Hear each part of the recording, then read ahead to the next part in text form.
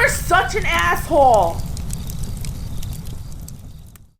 AssholeConsulting.com, continuing on, getting my stuff done before I go visit the great one himself at SynLibSoc, the Cynical Libertarian Society. Dear Aaron, I finished reading The Curse of the High IQ a few weeks ago. Indeed, an eye-opening book. I'm a 34-year-old software engineer from a place. Served for 5 years as a really cool, tippy-top, super secret Matt Bourne, Jason Bourne type of person. Took parts in hundreds of special operations.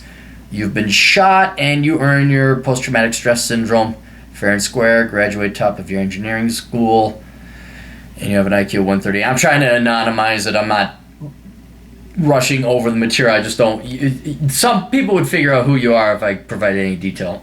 All my life, everything felt so understood. Every complex machine process looks pretty simple for me, while the 99% of the others, it looks like a big black box. I always felt that I always know what to do and how to do it. At the start, I thought, well, maybe it just looks simple. Maybe down the way, my solution will fail. Surprisingly, it worked every single time. Yeah, like when you realize that the world is not playing four-dimensional chess, and you're like, oh, it's that simple. I'm even going to be writing a piece on the financial markets and how I peg the IQ of financial markets and all the people therein. It's only about 105. It's not that complex. It's really normie, on that side of normie. But yeah, one of the biggest problems smart people face is that you overthink, especially because everyone lies to you. They found out in the Swedish military, Israeli military, I think one of the two tests the IQ of people going in, and they found out that people with higher IQs are more trusting because, well, why would you lie to me? We're here to solve the same problem, right? And then you find out that society just lies and they believe it. But once you realize that society is lying to you, and just how many scam artists and con artists, an entire baby boomer generation are out there, then you get pissed, and then you start to realize, oh shit, it is that normie. It is that basic bitch. It's like, oh, you think you're pretty clever, and like you actually have to slow down. You have to throttle back to figure it out. Because like I would overthink all these problems, and whether you underthink it or overthink it, if you don't accurately think it and diagnose it correctly, you can't make money. You can't make right decisions. Your decisions are not effective, and so that's a problem that smart people run into: is you overthink it or overestimate people.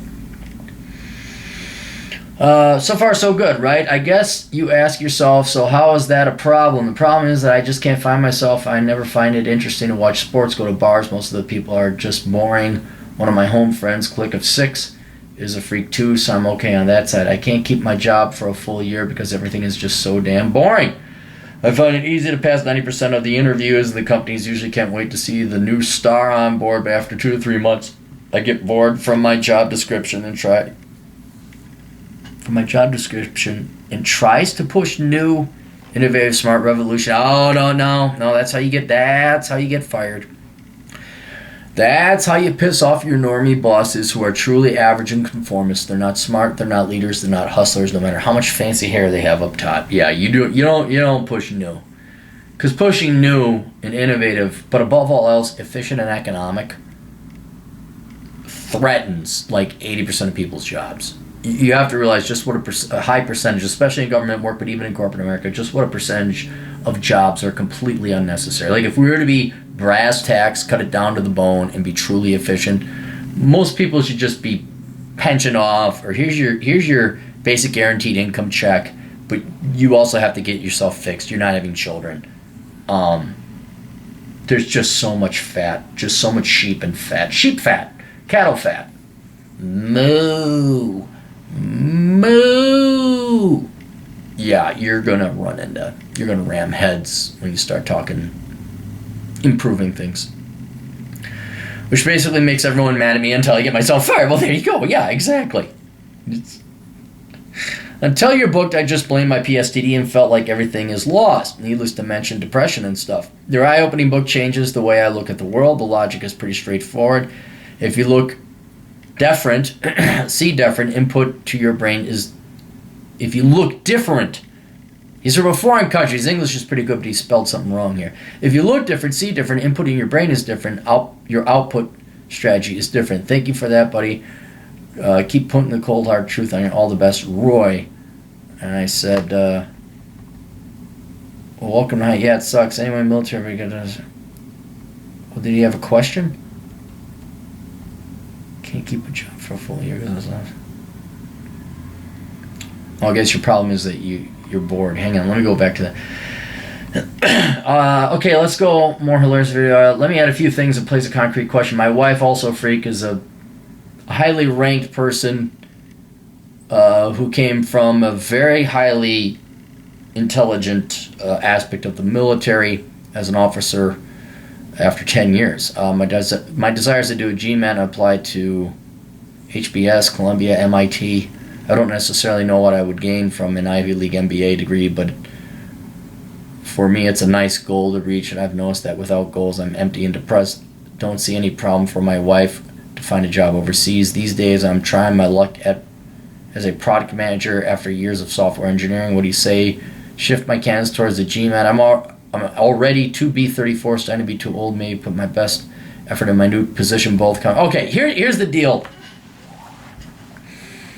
The only real employment for anyone that has self-respect, this isn't a high IQ, but certainly for high IQ people, intelligent people, the only real employment is going to be self-employment.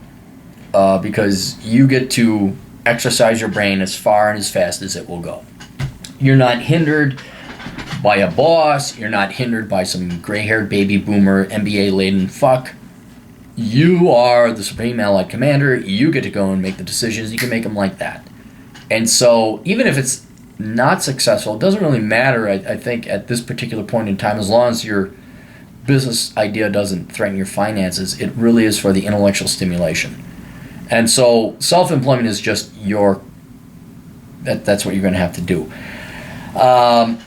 Getting your MBA as an intellectual exercise because you're bored? Absolutely not. No, dude. An MBA is so basic, bitch. You're gonna be depressed. If you're depressed now and sad now, getting an MBA at one of these conformist schools, Columbia, MIT, maybe MIT, but even that, no, not Columbia, not Harvard Business School. No, absolutely not. Business is common sense. I would not even. That's like you putting yourself into the herd of sheep. You're not going to do that. What I would do is kind of go the other route. Sounds like you and your wife make enough money. You don't got no kids. You don't need money. So you know what I would do? Before you go, look, you can always go get your MBA at Dick Suck You, or AKA Harvard, all right? As long as your dick is made with blue blood and has your great pubes and you worked at Goldman Sachs, all right? Go the opposite route. Try something else. Become a used car salesman. Go become a ballroom dance instructor. Go do something else.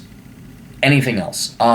Go pick up motorcycle riding as a hobby. Go adventuring. Go do anything else but get an MBA. Because the MBA is just not for smart people. It isn't. It's for average common people who need some bogus, and MBAs are increasingly worthless. The only real value of getting an MBA from these Ivy League places is the connections in the network. You're not going to be intellectually stimulated. You're not going to learn anything new that you can't figure out in 2 seconds flat, because it is that basic. And it also condemns you to a world of ass-kissing, brown-nosing, and not meritocracy. It's all that, and you don't seem like that type of guy.